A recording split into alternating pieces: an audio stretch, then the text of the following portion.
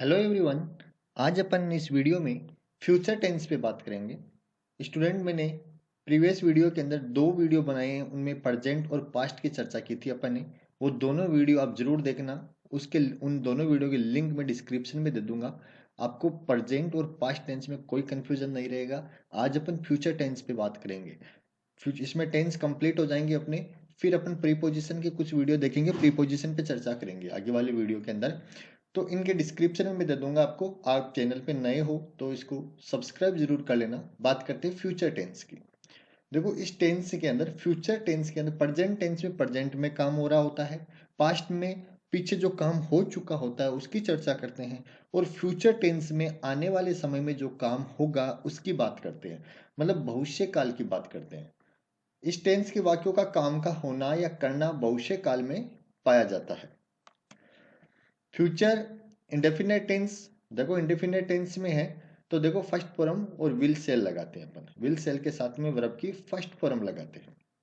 Continuous tense के अंदर अपन first form will be shall be के साथ में आईएनजी। ये मैंने आपको दोनों वीडियो में बहुत अच्छे से क्लियर की है ये चीज, कि जहां कंटिन्यूअस आ जाए वहां पे आईएनजी जरूर आएगा, चाहे कोई भी टेंस हो। तो फिर वही आईएनजी आ रहा है। देखो, वर्ब की फर्स्ट फॉर्म के साथ में आईएनजी, विल बी और सेल बी। फ्यूचर परफेक्ट की बात करें तो परफेक्ट में सभी में थर्ड फॉर्म यूज होती है, shall have will have use करते हैं। और फ्यूचर परफेक्ट कंटिन्यूअस के अंदर shall have will have plus time आता है, और आईएनजी अपन कंटिन्यूअस में फिर यूज करेंगे। तो इनको अपन अलग अलग डिटेल में देखते हैं। देखो, फ्यूचर इंडेफिनेट टेंस की पहचान विल, सेल और फर्स्ट फॉर्म। इस टेंस में गा, गी, गे मतलब आएगा, आएगी, आएंगे, ऐसे आगे की बात की जाती है, फ्यूचर की बात की जाती है। देखो, इसके अंदर सबसे पहले अपन चेंज करते हैं, ट्रांसलेट करते हैं। तो कैसे करते हैं? अंग्रेजी में अनुवाद करते समय सबसे पहले सब्जेक्ट, फिर विल या सेल में से एक, और फिर वर्ब का फर्स्ट फॉर्म लगाते हैं। सब्जेक्ट के साथ विल सेल का यूज करके वर्ब की फर्स्ट फॉर्म यूज करते हैं। आई वी के साथ सेल लगाते हैं। You he she it they के साथ सभी सब्जेक्ट के साथ विल का प्रयोग करते हैं। आई और वी अब वहां पे सेल लगाएंगे, you he she it they के साथ विल का यूज करते हैं, क्योंकि प्रेजेंट फ्यूचर इंडेफिनेट के अंदर अपन सेल और विल का यूज करते हैं। नेगेटिव सेंटेंस में सेल या विल के बाद में नोट लगाते हैं। बिल्कुल नोट लगाना जरूरी है नेगेटिव बनाते समय। और इंट्रोगेटिव बनाते समय सेल विल को पहले लगाते हैं। और इंट्रोगेटिव सेंटेंस में अगर what, where, why, when, how much, how many आदि सेंटेंस आए तो इनको सबसे पहले लिखते हैं। और अपन इसके अंदर देखो, नेक्स्ट ईयर, कुछ ऐसे वर्ड देखो मैं बता रहा हूं जो आते हैं तो इसका मतलब वो फ्यूचर सिंपल का सेंटेंस है, फ्यूचर इंडेफिनेट का है। Next year, next month, next week, tomorrow, the day after tomorrow, कुछ ऐसे वर्ड आते हैं तो वो जरूर ही जरूर किसका है? फ्यूचर इंडेफिनेट का टेंस का सेंटेंस है। फ्यूचर इंडेफिनेट के अपन सेंटेंस ट्रांसलेट कैसे करते हैं? देखो, अफर्मेटिव सेंटेंस है, I shall come you tomorrow, he will sell this fruits, sorry sell the fruits, वो सेल फ्रूट बेचेगा, वो कल आएगा। नेगेटिव के अंदर अपन नोट कर लगाते हैं, the child will not sleep, बच्चा नहीं सो रहा होगा, उसके पिता एक गाय नहीं खरीदेंगे। His father will not by a cow. और इंट्रोगेटिव के अंदर डब्ल्यू एच वर्ड या विल सेल को पहले लेते हैं।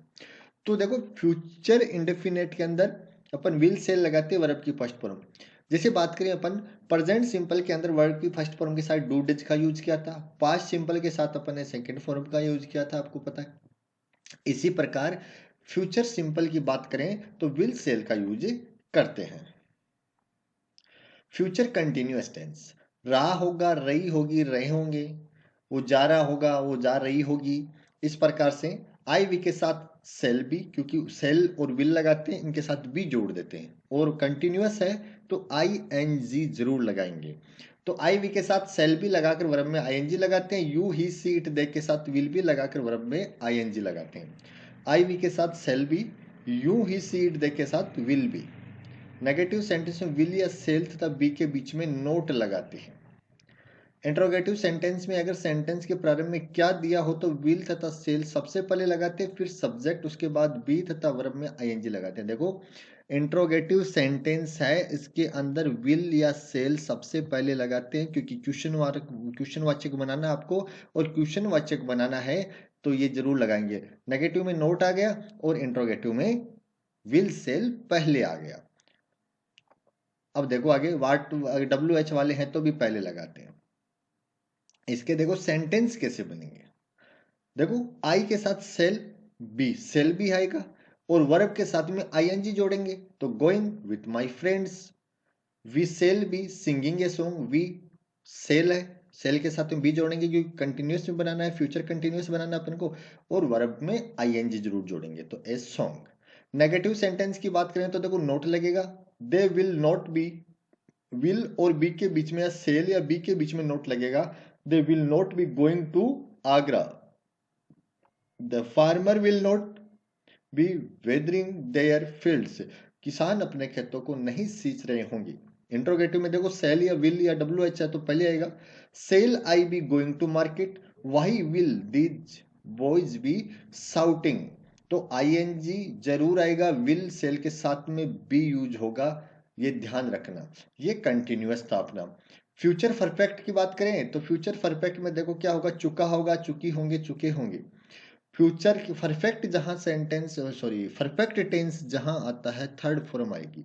देखो जिन वाक्यों में एक काम पाया जाता है उनमें विल हैव या सेल हैव के साथ वर्ब का थर्ड फॉर्म लगाते हैं। आई वी के साथ shall have, he she it they के साथ विल हैव लगाते हैं। नेगेटिव सेंटेंस विल हैव या सेल हैव के बीच में नोट लगाते हैं। अब देखो किस प्रकार से अपन सेंटेंस बनाते हैं। आई सेल हैव और परफेक्ट का है तो डू की थर्ड फॉर्म अपन डन लगाएंगे।